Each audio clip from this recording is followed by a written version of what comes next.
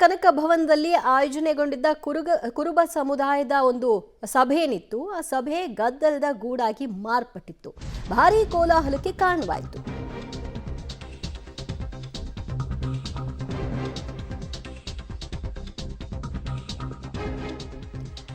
ಮಂಡ್ಯದ ಕನಕ ಭವನದಲ್ಲಿ ನಡೀತಾ ಇದ್ದ ಸಭೆ ಗದ್ದಲಕ್ಕೆ ಕಾರಣವಾಗಿತ್ತು. ಕಾರಣ ಜಿಲ್ಲಾಧ್ಯಕ್ಷ ಸುರೇಶ್ ವಿರುದ್ಧ ಸದಸ್ಯರು ಆಕ್ರೋಶವನ್ನು ವ್ಯಕ್ತಪಡಿಸಿದ್ದು. ಸದಸ್ಯರ ಪ್ರಶ್ನೆಗೆ ಉತ್ತರಿಸಲಾಗದೆ ಅಧ್ಯಕ್ಷರು ಅಲ್ಲಿಂದ ಪಲಾಯನ ಮಾಡಿದ್ದಾರೆ. ಪರಿಸ್ಥಿತಿ ತಿಳಿಗೊಳಿಸಲು ಈ ಸಂದರ್ಭದಲ್ಲಿ ಪೊಲೀಸರಂತೂ ಹರಸಾಹಸ ಪಟ್ಟರು. ಸಭಾ ನಡಾವಳಿಯಲ್ಲಿ ಚುನಾವಣೆ ನಡೆಸದೆ ಹಾಲಿ ಆಡಳಿತ ಮಂಡಳಿ ಮುಂದುವರಿಕೆ ಪ್ರಸ್ತಾಪವನ್ನ ಖಂಡಿಸಿದ್ದಾರೆ ಸದಸ್ಯರು. ಅಧ್ಯಕ್ಷ ಆಡಳಿತ ಮಂಡಳಿ ವಿರುದ್ಧ ಸದಸ್ಯರ ಆಕ್ರೋಶದ ನುಡಿಗಳು ಕೂಡ ವ್ಯಕ್ತವಾಯಿತು. ಒಂದಷ್ಟು ಪ್ರಶ್ನೆಗಳನ್ನ ಕೇಳಿದ್ರು. ಆ ಪ್ರಶ್ನೆಗಳಿಗೆ ಉತ್ತರವನ್ನು ಅಧ್ಯಕ್ಷರು ಕೊಡೋ ಬದಲು ಅಲ್ಲಿಂದ ಹೊರಟು ಬಿಟ್ಟಿದ್ರು.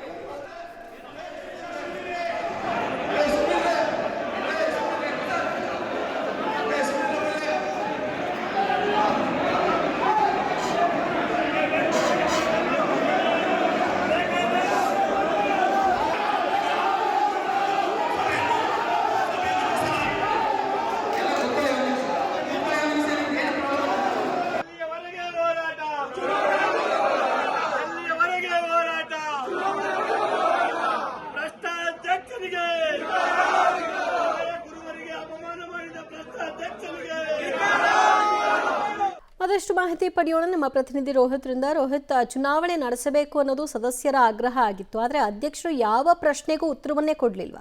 ದಿವ್ಯಾ, ಏನು ಕುರುಬ ಸಂಘದ ಜಿಲ್ಲಾಧ್ಯಕ್ಷ ಸುರೇಶ್ ಅವರ ವಿರುದ್ಧವಾಗಿ ಮೊದಲಿಂದಲೂ ಕೂಡ ಸಾಕಷ್ಟು ಆಕ್ರೋಶಗಳು ಸದಸ್ಯರು ಮತ್ತೆ ಆ ಸಮುದಾಯದವರಿಂದ ವ್ಯಕ್ತವಾಗ್ತಾ ಇತ್ತು. ಆದ್ರೆ ಇವತ್ತು ಅದೇ ನಿಟ್ಟಿನಲ್ಲಿ ಕೂಡ ಆಕ್ರೋಶ ವ್ಯಕ್ತವಾಗಿರುವಂತದ್ದು. ಅಂದ್ರೆ ಸದಸ್ಯರ ವಾರ್ಷಿಕ ಮಹಾಸಭೆ ಇತ್ತು. ಈ ನಿಟ್ಟಿನಲ್ಲಿ ಸಭಾ ನಡವಳಿಕೆಯ ವಿಚಾರವಾಗಿ ಚುನಾವಣೆ ನಡೆಸದೆ ಹಾಲಿ ಆಡಳಿತ ಮಂಡಳಿಯ ಮುಂದುವರಿಸುವ ವಿಚಾರವಾಗಿ ಪ್ರಸ್ತಾಪನೆಯನ್ನ ಮಾಡ್ತಾರೆ. ಇದಕ್ಕೆ ಅಲ್ಲಿದ್ದ ಸದಸ್ಯರು ಕೂಡ ವಿರೋಧವನ್ನು ವ್ಯಕ್ತಪಡಿಸುವಂತದ್ದು. ಅಂದ್ರೆ ತಮಗೆ ಇಷ್ಟ ಬಂದಂತೆ ಕೂಡ ಸಂಘವನ್ನ ನಡೆಸ್ಕೊಂಡು ಹೋಗ್ತಾ ಇದ್ದೀರಾ, ಬೈಲಾದ ಪ್ರಕಾರ ಯಾವುದೇ ನಿರ್ಣಯಗಳನ್ನ ಕೈಗೊಳ್ತಾ ಇಲ್ಲ, ಏಕಪಕ್ಷೀಯವಾಗಿ ಕುರುಬ ಸಂಘವನ್ನ ನಡೆಸ್ತಾ ಇದ್ದೀರಾ ಅನ್ನೋ ನಿಟ್ಟಿನಲ್ಲಿ ಕೂಡ ಸಾಕಷ್ಟು ಆಕ್ರೋಶಗಳು ವ್ಯಕ್ತ ಆಗ್ತು.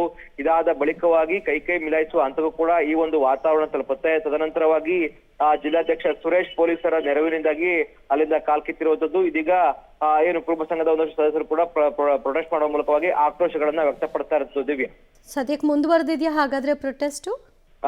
ದಿವ್ಯಾ, ಕಳೆದ ಅರ್ಧ ಗಂಟೆಯಿಂದಲೂ ಕೂಡ ಪ್ರತಿಭಟನೆ ನಡೀತಾ ಇತ್ತು. ಆದ್ರೆ ಇದೀಗ ಹಿರಿಯ ಮುಖಂಡರು, ಒಂದಷ್ಟು ರಾಜಕೀಯ ನಾಯಕರು ಸೂಕ್ತ ಒಂದು ನ್ಯಾಯವನ್ನು ಕೊಡಿಸುವುದಾಗಿ ಅಲ್ಲಿನ ಸದಸ್ಯರಿಗೆ ಹೇಳಿರುವಂತದ್ದು. ಇದೀಗ ಆ ಒಂದು ಪ್ರತಿಭಟನೆಯನ್ನ ಕೈ ಬಿಟ್ಟಿದ್ದಾರೆ ಅಂತ ಹೇಳಲಾಗ್ತಾ ಇರೋದು. ಥ್ಯಾಂಕ್ ಯು ರೋಹಿತ್, ನಿಮ್ಮೆಲ್ಲ ಮಾಹಿತಿಗೆ.